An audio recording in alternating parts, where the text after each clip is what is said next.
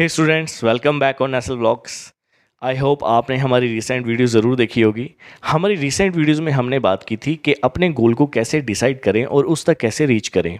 आज की इस वीडियो सेशन में हम बात करने वाले हैं कि एग्ज़ाम की प्रिपरेशन करने का सही तरीका क्या है। यस, इसी बेस पे हमारा आज का वीडियो सेशन होने वाला है। अगर आपने हमारी लास्ट वीडियोज़ नहीं देखी तो पहले जाकर वो देख लीजिए। वो देखने के बाद आपको ये वीडियो और अच्छे से समझ में आने वाली है। तो ज़्यादा देरी ना करते हुए चलिए वीडियो को शुरू करते हैं। जब भी आप किसी कम्पिटिटिव एग्ज़ाम में जा रहे होते हैं, जब आपका गोल डिसाइडेड है, क्रिस्टल क्लियर है, तब आपको सबसे पहले एक चेकलिस्ट चेक कर लेनी चाहिए। चेकलिस्ट इन द सेंस आपके पास कुछ मेन पॉइंट्स होने चाहिए। नंबर 1 कि आपका जो गोल है वो क्रिस्टल क्लियर है या नहीं। ऐसे तो नहीं कि आपने किसी के दबाव में आगे या बस ऐसे ही हवा हवा में उसे बोल दिया कि हाँ मुझे ये बनना है या फिर ये मुझे करना है। आप वाकई वो चीज़ हासिल करना चाहते हैं या नहीं, ये चीज़ पहले आपको चॉइस कर लेनी है। दूसरी चीज़ हम बात करेंगे वो है कि अगर आप उस फील्ड चीज़ में जा रहे हैं, अगर आप उस कम्पिटिटिव एग्ज़ाम में जा रहे हैं, तो आपके पास उस चीज़ से रिलेटेड, उस एग्ज़ाम से रिलेटेड भरपूर कंटेंट है या नहीं। हो सकता है आप ऑफलाइन पढ़ रहे हो सकता है आप ऑनलाइन कोचिंग ले रहे हो, तो कहीं से भी आप कोचिंग कर रहे हो, नो मैटर, हो सकता है आपके पास बुक्स हो, ओनली आप सेल्फ स्टडी कर रहे हैं, तो आपके पास कंटेंट भरपूर होना चाहिए। ऐसा ना हो कि आपकी तैयारी में कोई कमी रह जाए या उसके अभाव में, कंटेंट के अभाव में आपको कोई नुकसान हो जाए या फिर कोई इंपॉर्टेंट पार्ट छूट जाए। तो दूसरी चीज़ सबसे ज़रूरी जो है वो है आपके पास मटेरियल प्रॉपर होना चाहिए। अब हम तीसरी बात करेंगे। तीसरी चीज़ है हमारे पास टाइम मैनेजमेंट। अब जब आपका गोल क्रिस्टल क्लियर है, जब आपके पास मटेरियल प्रॉपर है और आप किसी एग्ज़ाम की प्रिपरेशन में जा रहे हैं, उसको कॉम्पिटिटिव एग्ज़ाम्स में जा रहे हैं, तो अब आपको तीसरी चीज़ जो देखनी है वो है टाइम मैनेजमेंट। आपको कितने घंटे सोना है, आपको कितने घंटे पढ़ना है, ये सब चीज़ें आपकी प्रॉपर डिसाइड होनी चाहिए। टाइम मैनेजमेंट पे हम एक अलग से प्रॉपर डेडिकेटेड वीडियो बना देंगे, यहाँ पर उसके बारे में हम ज़्यादा डिस्कस नहीं करने वाले। तो जो हमारी फोर्थ चीज़ है वो रहेगी कि आपने जो गोल डिसाइड कर रखा है, आपने जो एम डिसाइड कर रखा है कि आप विद इन 6 मंथ या विद इन 1 ईयर या 2 ईयर या जब आपका एग्ज़ाम होने वाला है, किसी भी तरह का कम्पिटिटिव एग्ज़ाम, वो आपका किसी दबाव में तो नहीं है। दबाव में इन दी सेंस कि आप उसको प्रॉपर रीच करना चाहते हैं, लेकिन आपने दो नाव में पैर रखे हुए हैं। अब दोनों नाव में जो अब आपके पैर हैं, तो आप क्या उसको प्रॉपर बैलेंस कर पाओगे?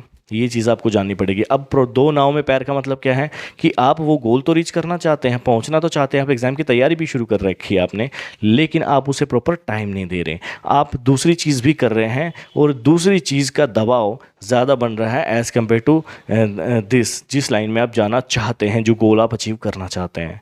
हो सकता है कि इस काम की वजह से आप यहाँ पर जो है प्रॉपर अपना टाइम नहीं दे पा रहे हो, तो ये सब चीज़ें नहीं चलेंगी। अगर आप किसी भी कम्पिटिटिव एग्ज़ाम में जा रहे हैं, आप उसको बैलेंस कर सकते हैं तो ये सबसे बेस्ट है, अदरवाइज़ आप एक ही चीज़ चूज़ कर लीजिए। आगे हम बात करने वाले हैं कुछ कुछ की फीचर्स की, कुछ मेन पॉइंट्स की।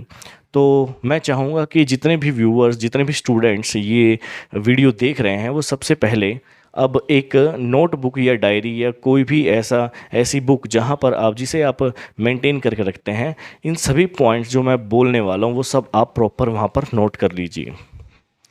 सबसे पहला हमारा पॉइंट रहेगा कि कंटिन्यूटी। आप जब किसी चीज़ में जा रहे हैं, आपने कोई तैयारी शुरू कर ली है, आप कोचिंग जा रहे हैं, आप डेली के नोट्स बना रहे हैं, आप डेली की स्टडी कर रहे हैं, तब आपको उस चीज़ को कंटिन्यू रखना है। ऐसा नहीं है कि पहले दिन आपने बहुत जोश में 10 घंटे पढ़ लिया, उसके बाद दूसरे तीसरे दिन जाके आप थोड़ा डाउन होते चले गए, और डाउन हो गए। ऐसा नहीं चलेगा, फिर एकदम बीच में पढ़ लिए, ये सब चीज़ें नहीं चलने वाली। आपको प्रॉपर कंटिन्यूटी उसमें बना के रखनी पड़ेगी। अगर आपने डिसाइड कर लिया, अगर आपके पास अवेलेबल टाइम प्रॉपर 8 घंटे का निकलता है, 6 घंटे का निकलता है, तो आपको उस टाइम में इफ़ेक्टिव स्टडी करनी पड़ेगी। इफ़ेक्टिव स्टडी का मतलब क्या है, वो हमने हमारी लास्ट वीडियो में भी बात की हुई है कि 10 घंटे बुक लेके बैठने का कोई मतलब नहीं होता। अगर आपको चीज़ याद हो रही है तो पढ़ा हुआ 2 घंटे भी बहुत है।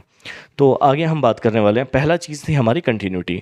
दूसरा हमारा जो मेन फीचर रहेगा, मेन हमारा पॉइंट रहेगा, वो क्या है कि आप जो भी कंटेंट डेली रूटीन में पढ़ रहे हैं, आप किसी कोचिंग में जा रहे हैं या ऑनलाइन या ऑफलाइन कहीं पर भी पढ़ रहे हैं, इट डजेंट मैटर, तो आपको जो भी आपके पास कंटेंट डेली रूटीन में मिलता है, जो भी आपके पास होमवर्क होता है, उसे आप एट लीस्ट 4 टाइम्स, यस, एक दिन में कम से कम 4 बार आपको वो रिवाइज करना है, एक दिन में।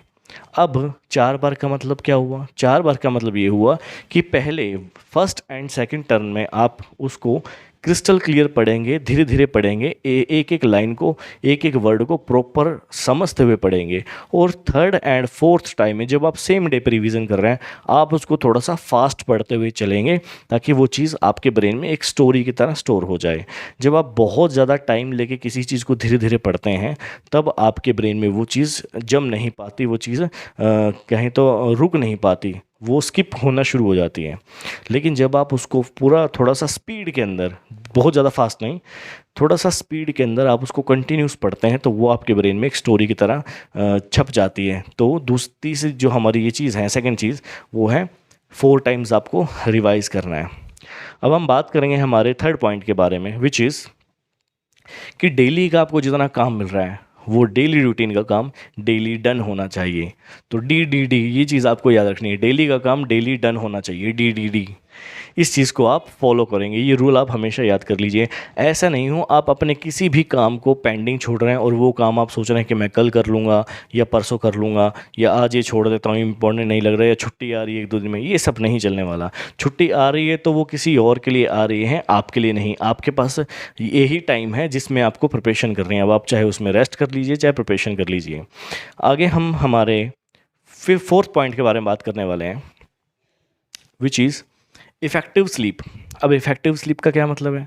इफ़ेक्टिव स्लीप का मतलब ये है कि अगर आप बॉडी से इतना काम ले रहे हैं, तो बॉडी को रेस्ट तो देना पड़ेगा ही पड़ेगा, ये तो आप जानते ही हैं।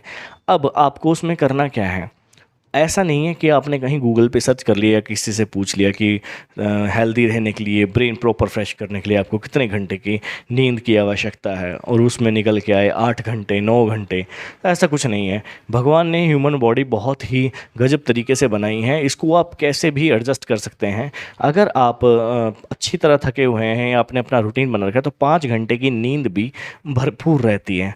तो रूटीन बनाइए कि आप 5 घंटे से ज़्यादा नहीं सोएं जब आप इस कम्पिटिटिव एग्ज़ाम्स में जा रहे हों, जब आपका एम डिसाइडेड है, जब आपने विद इन 1 ईयर या 6 मंथ जो टाइम आपने डिसाइड करके वहाँ पर आप कुछ अचीव करना चाहते हैं। तो इस चीज़ को ध्यान में रखिए।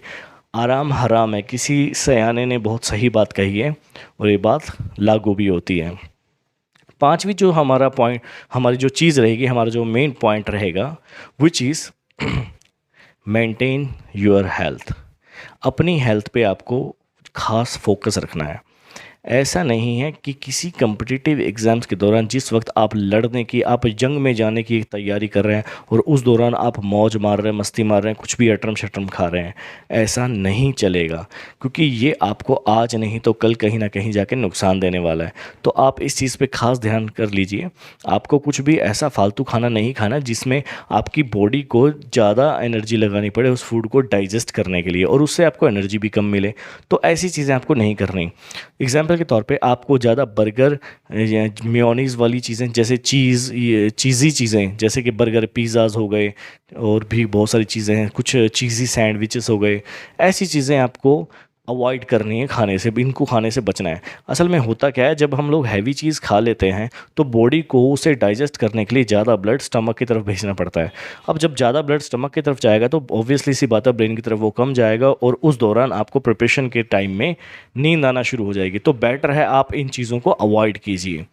आगे हम बात करेंगे कि फिर आपको क्या कंज्यूम करना चाहिए। आपको लिक्विड डाइट ज़्यादा लेनी चाहिए, आपको विटामिन से भरपूर चीज़ें ज़्यादा इस्तेमाल करनी चाहिए, जैसे फ्रूट्स हो गए, वेजीज़ हो गई, आपको जूसेस ज़्यादा पीने चाहिए। ऐसी चीज़ें जिसमें आपकी बॉडी को एफर्ट ज़्यादा ना लगाना पड़े। ऑब्वियसली आप सारा साल, क्योंकि पहले आप इन चीज़ों को कंज्यूम करते हैं, बर्गर पिज़्ज़ा, वो टेस्ट जीभ से जा नहीं रहा, आपको खाना है, तो आप चीट मील रख लीजिए। आप हफ्ते में, आप 10 दिन में, 15 दिन में एक बार उसको कम अमाउंट में खा लीजिए।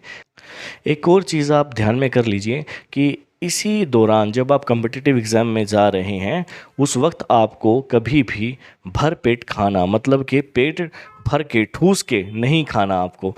इस चीज़ से आप बचें, क्योंकि ऐसा करने से आपको नींद ज़्यादा आएगी, बॉडी को उसको डाइजेस्ट करने में ज़्यादा एफर्ट लगाना पड़ेगा, और आपकी जो है ब्रेन की कैपेसिटी है, ब्रेन की क्षमता है काम करने की, सोचने समझने की, वो कम हो जाएगी। तो बेटर है इन चीज़ों से बचा जाए।